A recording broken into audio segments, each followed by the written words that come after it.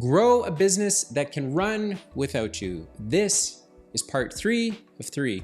What I'm looking to do in these 3 episodes is provide an entrepreneur or business owner with some very practical steps that they can take to grow a business that can ultimately run without them, which I think is the goal and objective of many entrepreneurs and business owners. And the fact that you're even watching this episode and you are an entrepreneur or a business owner means you are already part of the winner's circle, because getting to a point where you can even consider growing a business that runs without you means you would have had to have already made it through a couple of stages. You would have had to start your business. You would have had to have figured out how to make some money. You would have figured out how to build a team. All of those things at every step along the way, there are entrepreneurs and business owners that don't make it. So if you're watching this episode, I tip my hat to you because it's not easy to get here. But now that you are here, let's break down the 3 things that I've been talking about. One is, in episode 1, I talked about you have to replace yourself. And so instead of doing 10 things at 10% and getting a 10% result, figure out how to add people to your team that can do the work that you're doing so that you don't need to spend 80 hours a week, 60 hours a week covering over all of the gaps in your business. Get people to do that. And to do that, you have to grow your top line. You have to maintain your margins and make sure that you can generate additional revenue and profit to pay for those people or person, if that's all it takes to replace you. Secondly, in episode number 2, we talked about empowering your team. So it's not just saying, hey, I'm going to hire you, do a job, and if you don't do it, I'm going to fire you. It's, hey, my objective is to grow a business that can run without me. To do that, I got to build a team. You are part of this team. I'm looking to you to help me do that. So how can I help you get there? How can I help you contribute to what we're all working towards? So you got to replace yourself. You got to empower your team. And then the next step, this is the fun one, is to become an investor. And by investor, I don't mean writing big fat checks into startups and venture capital, although that might be what you want. When I say investor, the context I'm using it in is we all have a limited amount of time. Entrepreneurs and business owners have just as much time as everybody else. And so because you have a limited amount of time, you have to be able to invest it in a way that it counts, that it's meaningful, but ultimately provides a return. And so every year, my wife and I usually do a calculation that sounds something like this. We look at our P&L, we look at the money we brought in, we divide it by the number of hours we think we worked. We take a pretty fair shot at it. We certainly work more than 40 hours, but we're not working 160 hours a week. And we come up with like an hourly rate. And every year we're just trying to make that rate go higher and higher and higher and higher and higher. And so if you're looking to grow a business that can run without you, you have to know what your hourly rate is. And then you have to have some benchmarks around how do I get a higher hourly rate. Now, I measure it on hourly rate. Some people might measure it by their dividends. Some people might measure it by their retained earnings. Some people might measure it just by how much money is in their checking account. Whatever your measurement is of how well you are spending your time and the return that it is getting you, it needs to be done, because becoming an investor, part of growing a business that can run without you, so that you can have time, that you can use your time to do more productive things. And for me, more productive things looks like finding either other businesses that I can take my experience, my skills, maybe some services and products from my other businesses and put them into a position to be leveraged to get an overall better result on my time. So instead of spending 10 hours in one business, I can spend 10 hours across 3 businesses that are all very similar in the type of customer they talk to and the type of market they work in, and I can get some additional leverage off of that.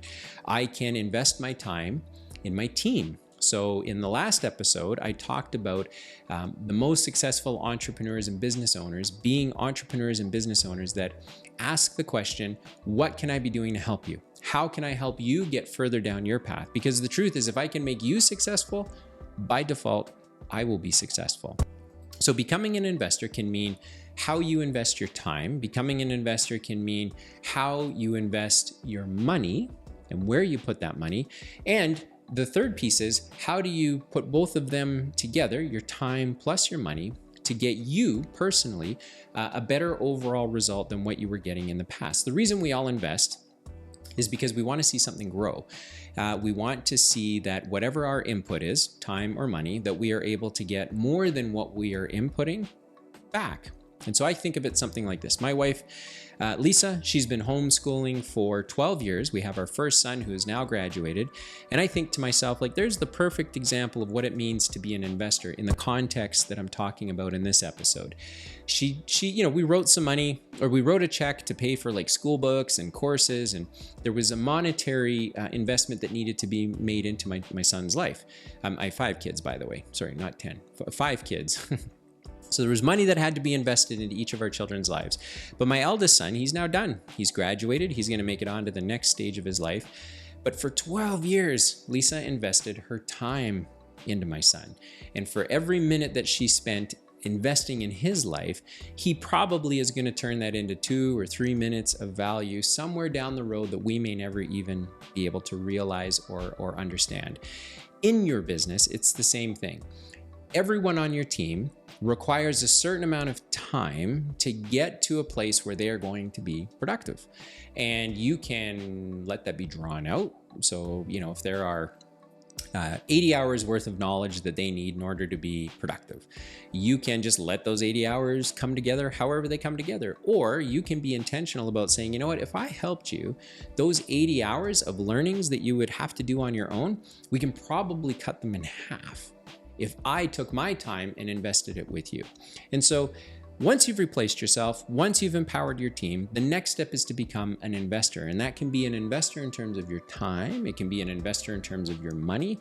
And the ultimate goal is to try and get a larger result compared to what you are putting in. So in that example of 80 hours, if you put your 40 hours in, it means that the learning curve for your staff went from 80 hours to 40 hours, and that 40 hours that they were going to spend learning can now be spent doing.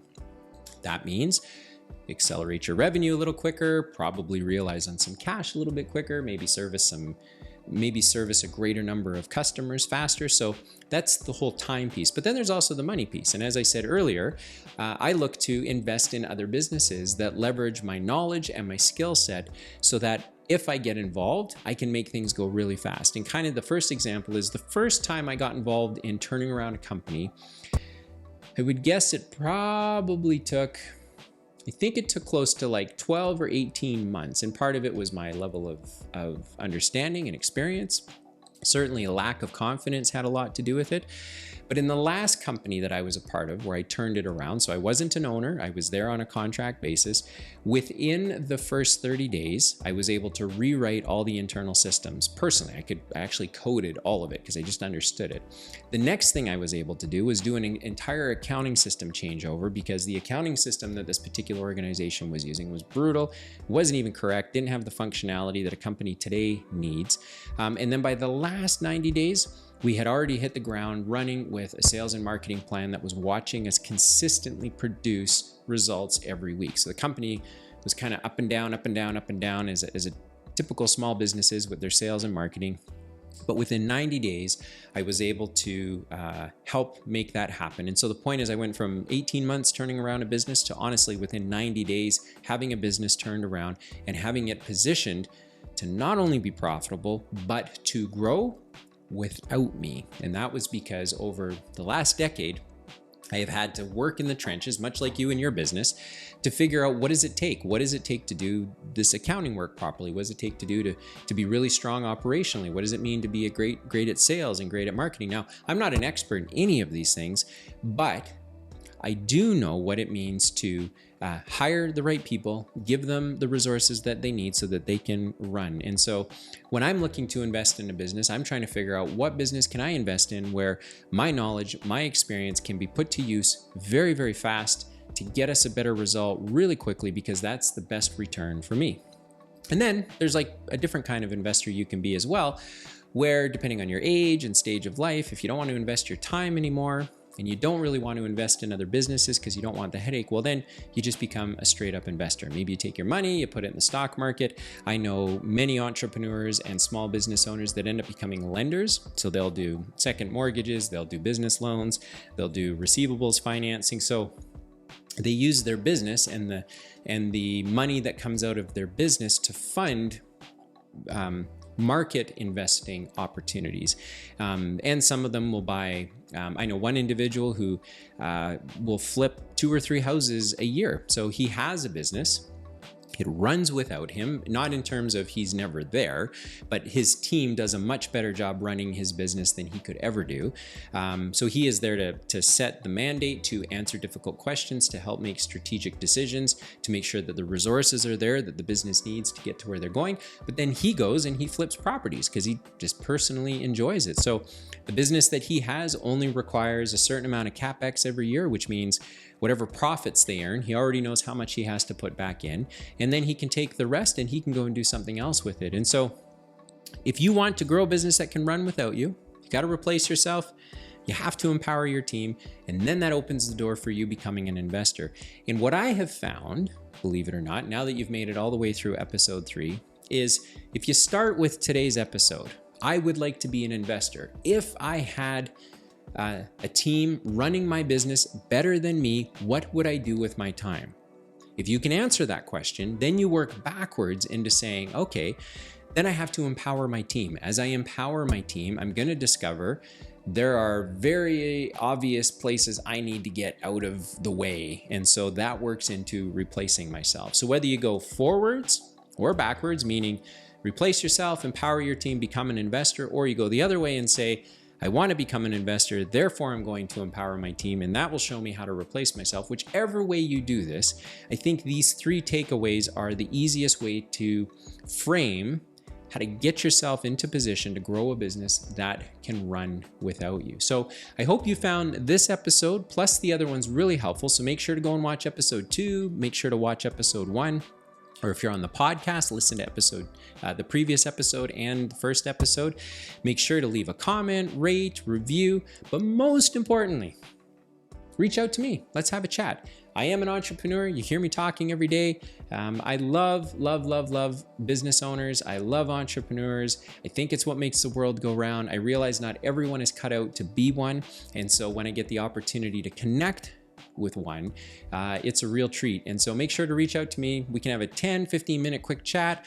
If there's something I can do to help you out, I would love to be able to do that. I don't know everything, but I know a few things, and I'm always happy to share my learnings, and I'd love to hear myself talk as well. So if you just need someone, if you just want to give me a problem and hear me ramble on about it, I'd be happy to help you. So this has been wonderful. These 3 episodes, I think, if taken together, should really help you put some structure around what your long-term plans are for your business, and then some very specific but practical steps that you can take to get there. So I trust that you found this helpful, and make sure to catch the next episode that I put together.